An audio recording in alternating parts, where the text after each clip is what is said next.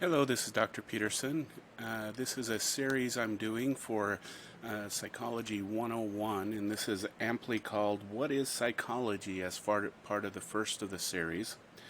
And where we're going to start is defining what is psychology, and we're going to start with the definition. And we're going to start pretty simple in that we're going to start the course with defining psychology as simply the scientific study of behavior and mental processes. And there's three parts of this definition that we're going to break down. The first part is the term scientific. For this course, when we're talking about scientific, what we're meaning is using some type of methodology that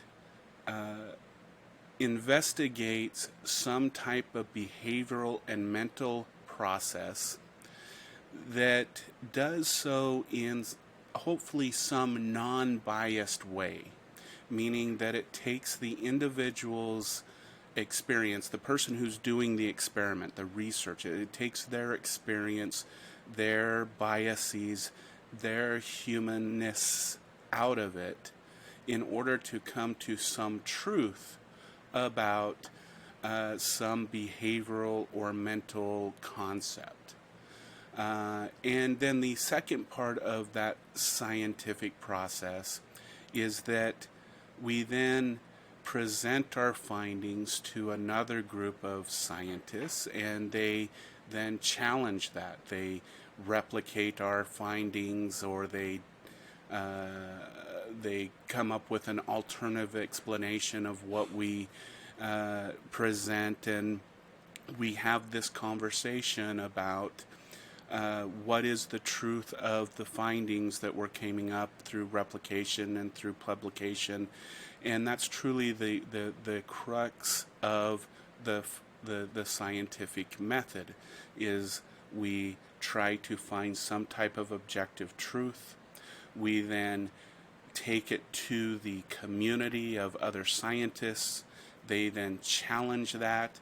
They replicate that. If it doesn't replicate it, then we have to say that there's no evidence for it, and that's how we come to some conclusion. The second part of the definition is the scientific investigation of behavior. When we're talking about behavior in psychology, what we're talking about is those things that I, as a researcher, can observe. And that's what we mean in psychology when we say we're observing a behavior or we're investigating a behavior, is we're talking about those things that one can observe. So for example, when I state something like, I saw John act aggressively towards Tom, what I'm saying is I saw behavior such as John swinging his arms or scowling his face or puffing up his chest towards the other person.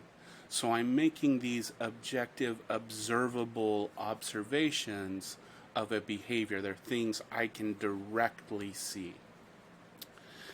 The second part of the definition is mental processes. Mental processes are different from behaviors because those are things, as a researcher, I do not have direct access to. I have to go through some person to have access to them. And so the best example of mental processes are things like memories, things like emotions and feelings. Those are all things that I, as a researcher, do not have direct access to. I have to go through some actor, some participant, some individual in order to gain an understanding of that.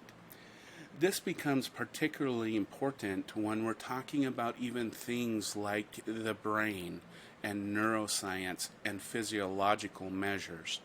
Because even when we're talking about emotions and brain measurements and sophisticated tools of measurements, and we assume that those are direct observable measurements of some phenomenon, we always have to remember that those are direct measurements of someone's experience as it's reported by that individual. Meaning that, no, we did not directly observe the emotional state in the brain. We directly observed the association between the person's description of that emotional state and the brain's activity during that description or that experience of that emotional state. So it's important to keep that in mind, because as we will see when we get to the section on brain activity and stuff, the science of neuroscience is a little bit shaky in these areas, and we have to be very careful when interpreting neuroscientific evidence when we say the brain causes certain behaviors and certain mental states and whatnot. It's not that simple, and so we do have to be careful of those things when it comes to measurement, because we're always, when it comes to mental processes, have to go through some person, some actor, or some individual, even when we're measuring things such as brain activity, and that's important to keep in mind. So that is our simple definition. It's really the objective, or the attempt to make some type of non-biased, objective observation of human behavior and mental processes, which may seem simple, but in reality, it's very, very complex. And to really understand the complexity of the quote-unquote science of psychology, we should really explore where the term psychology comes from. And it comes really from two Greek terms. First is psych, P-S-Y-C-H, and ology, O-L-O-G-Y. Ology, of course, means study of. So when we say psychology, we mean the study of psych. So that's the easy part. The ology part is the easy part of understanding this term psychology.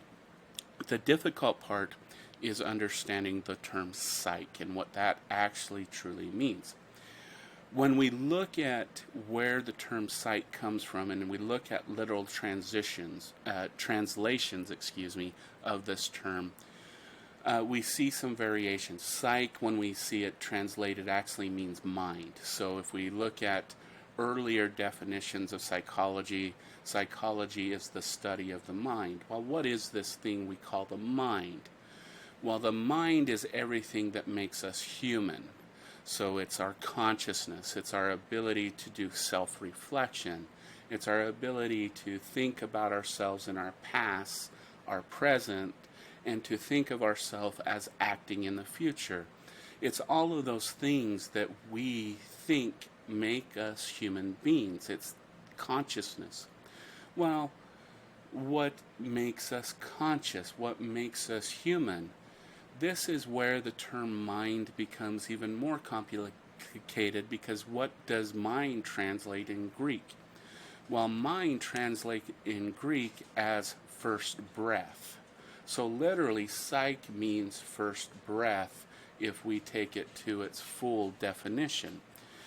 Because what the Greeks believed is that first breath actually means your soul. Because what the Greeks believed is that when you're born, when you take your first breath, you breathe in your soul. In other words, you breathe in your mind. And then when you die, your last breath, when you breathe out your soul. So for the Greeks, our mind, our soul, what makes us human is something separate than our physical body, which has complicated our whole entire study of what psychology and behavior and mental processes is. And we'll get to this debate later in this course when we're talking about history and philosophy of psychology. But I want to bring this up right at this moment. What does it mean to say that the mind is the soul and then you have this body. This is a dualistic, what we call a dualistic perspective of the human mind, meaning that your mind is something separate from your body. And in a lot of ways, it fits with our everyday feelings of our mind. We actually think, if you really think about how you feel and think, we feel somewhat separate. Our mind, our thinking, our vision feels separate from our body a lot of the time. And that comes from this idea that consciousness supersedes our human body and our human existence. And this is where the Greeks came up with this idea.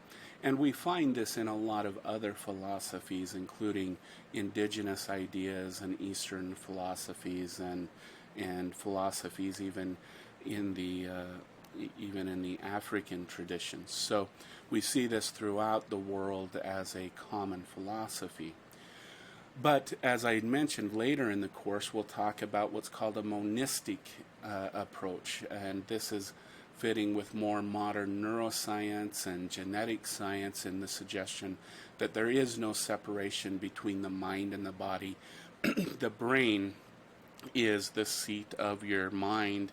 Without your brain, you do not have consciousness, and there is no separation between your soul, basically your mind, and your body. Once your body's gone, your mind and soul is gone, and they're one and the same. And we'll see evidence for both, but I bring this up at this point because I want you to see the complications that we have to deal with when we're dealing with psychology. It's not just the simple definition of observing a behavior and then making an interpretation. It's a full complexity of trying to understand the human condition as a whole. And so, with that in mind, I'd like you to reflect on what is your psychology, because our next topic is what we call folk psychology, in that everybody really is a psychologist. Everybody has something that Hyde, a famous psychologist, called naive psychology, in that we all have a propensity to look at others, look at ourselves, look at the way others are behaving, and look at the way we behave, and we make some type of interpretations of behaviors. Let's just simplify things. Let's look at behaviors of others. Maybe your boyfriend, girlfriend, your spouse, or significant others, and you look at them, and they're smiling at you, and then they wink. And there's two interpretations of that. Either they're showing affection towards you, or they're about to ask you for something. So what do you do with that smile and that wink? Well, most likely you're going to develop a hypothesis based on previous experience with your significant other. You're going to go back to last time they smiled and winked at me, they did this. And so either you're going to go, I love you too, or you're going to go, what do you want, sweetheart? And that basically really is the scientific process if you think about it. We look at what a behavior is, we look at what we know about that behavior, we develop a hypothesis, and then we test that hypothesis. And we all do that on a daily basis. And so the question that I would propose for you in this first activity for psychology class is, what is your psychology? How do you approach observing and wondering about the behavior and mental processes of others? Do you approach it from a purely curious perspective? Do you feel like you do it unconsciously? Because we all do it. We may think we don't, but we do. Do you do it very purposefully? Do you feel like you're always right? Because we'll find out that while we do get through life good, a lot of times our naive psychologies are often very wrong, and that's why it's called naive psychology. But we have to say something about it. Even though our interpretations are often wrong, they help us survive because we're still here and breathing. So they may be wrong, but they get us where we are today. So we can't throw them away. With those thoughts to be in mind, though, I just want you to think about what is your psychology, and then think about where you would like to take that through this course and how you would like to improve how you approach your interactions with others and yourself. With that being said, I'll see you in our next miniature lecture.